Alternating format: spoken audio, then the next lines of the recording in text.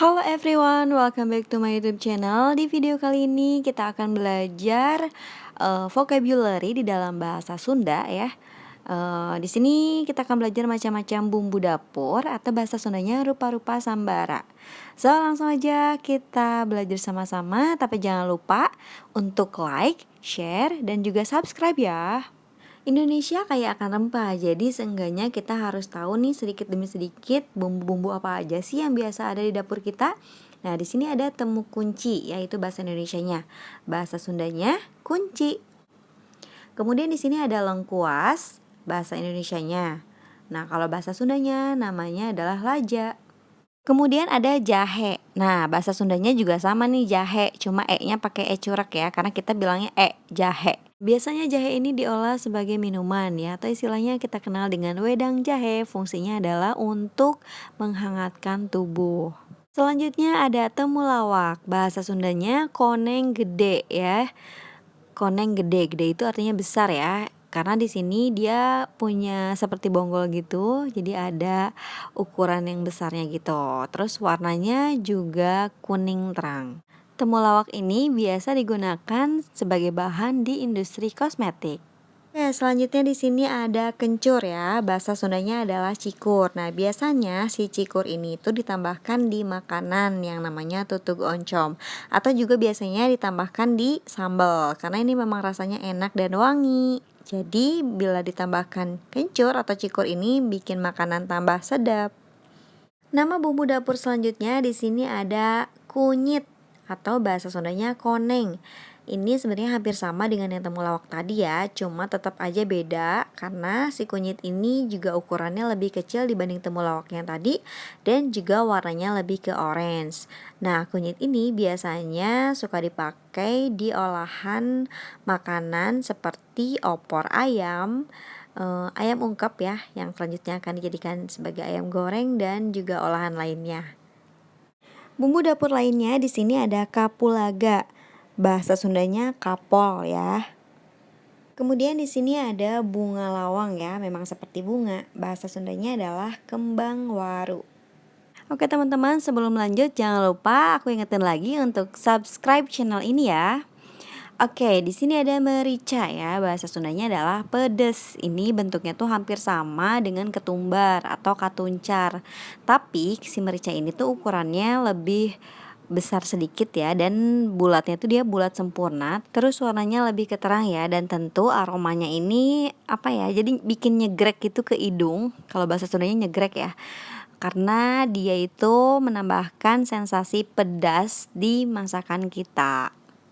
Kemudian di sini ada kemiri ya, bahasa Sundanya muncang. Jauh sekali ya dari kemiri jadi muncang. Nah, bentuknya kayak gini ya. Udah nggak asing lagi pasti nih di dapur ibu-ibu. Nah, ini ada kembarannya merica nih. Di sini ada ketumbar ya. Bahasa Sundanya adalah katuncar. Jadi karena hampir mirip dari bentuknya, tetapi tetap beda ya. Kalian bisa bedain dari bentuknya dan juga aromanya. Tadi kan udah dijelasin nih kalau si merica bentuknya seperti bulat sempurna. Nah, kalau si ketumbar ini atau katuncar ini tuh bentuknya lebih ramping ya, bulatnya lebih ke oval dan juga warnanya lebih ke sedikit gelap. Tentunya juga aromanya berbeda dengan yang tadi. Jadi jangan sampai salah lagi ya. Kemudian di sini ada jintan. Bahasa Sundanya adalah jinten ya. Jadi dibacanya jinten bukan jinten. Lihat e-nya tidak ada cureknya, jadi dibacanya jinten. Bentuknya hampir sama kayak padi gitu ya. Kemudian di sini ada adas. Ini bentuknya tuh hampir mirip kayak jinten ya, cuman tetap ada bedanya. Bahasa Sundanya juga tetap sama, namanya adas. Kemudian di sini ada kayu manis. Bahasa Sundanya adalah kiamis. Bahasa Inggrisnya cinnamon. Nah, biasanya si kiamis ini tuh ditambahkan di olahan roti ataupun dessert. Bumbu yang satu ini udah gak asing lagi karena biasanya suka ada di makanan yang namanya rawon. Ciri khasnya kuahnya warna hitam. Dia adalah kepayang atau yang dinamakan kelewek. Selanjutnya di sini ada cengkih. Bahasa Sundanya adalah cengkeh. Cengkeh. E-nya pakai e curak ya. Jadi dibacanya cengkeh. Yang satu ini adalah pala. Sama ya, bahasa Sundanya juga namanya pala. Bumbu dapur yang satu ini udah nggak asing lagi ya, karena ini merupakan bumbu dasar di dapur kita. Namanya adalah bawang putih. Bahasa Sundanya bawang bodas. Putih Sundanya bodas. Jadi bawang bodas. Oke, nah di sini ada bawang merah. Bahasa Sundanya adalah bawang berem. Merah, bahasa Sundanya berem. Jadi bawang berem. Oke teman-teman, kita lanjut lagi ya. Di sini ada bawang bombay. Bahasa Sundanya juga sama ya, bawang bombay. Kemudian ini adalah daun salam. Bahasa Sundanya juga sama ya, daun salam. Ini adalah bumbu pelengkap di masakan kita. Nah, biasanya si daunnya itu suka kita biarin sampai dia mengering gitu. Kemudian di sini ada serai ya. Nah, bahasa Sundanya adalah sereh. Biasanya suka ditambahkan di masakan yang dipepes gitu ya. Lalu di sini ada daun bawang. Bahasa Sundanya cuma dibalikin aja, bawang daun. Kemudian di sini ada asam. Bahasa Sundanya adalah asem. Nah, si bumbu ini tuh biasanya ada di yang namanya sayur asam atau juga di bumbu rujak buah ya. Tentunya untuk menambahkan sensasi rasa asam. Selanjutnya di sini ada seledri. Bahasa Sundanya saledri. Biasanya suka ditambahkan di masakan seperti sop. Masakan akan terasa kurang bila bumbu yang satu ini tidak ditambahkan. Ya, cabai merah. Bahasa Sundanya cabai berem. Kalau warnanya hijau, cabai hijau. Nah, cabai juga ada versi mininya, namanya cabai rawit. Bahasa Sundanya cengek. Cengek. Kemudian sayuran yang satu ini udah gak asing lagi. Ini adalah namanya belimbing sayur. Bahasa Sundanya belimbing wuluh.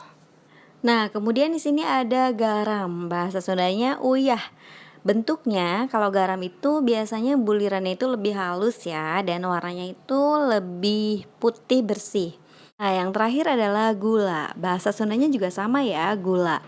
Nah, teksturnya itu lebih besar ya ukurannya, jadi bulirannya itu lebih kasar dibandingkan dengan garam. Dan biasanya juga dari warnanya dia tuh agak sedikit warnanya itu putih tulang gitu ya, atau lebih ke broken white. Oke, demikian pembelajaran bahasa Sunda kali ini. Semoga bisa bermanfaat dan menambah pengetahuan kita mengenai pembendaharaan kata di dalam bahasa Sunda ya. Dan bila nama-nama yang aku sebutin tadi berbeda di daerah masing-masing, kalian bisa komen di kolom komentar. Terima kasih sudah menonton sampai akhir. Jangan lupa untuk like, share, dan juga subscribe.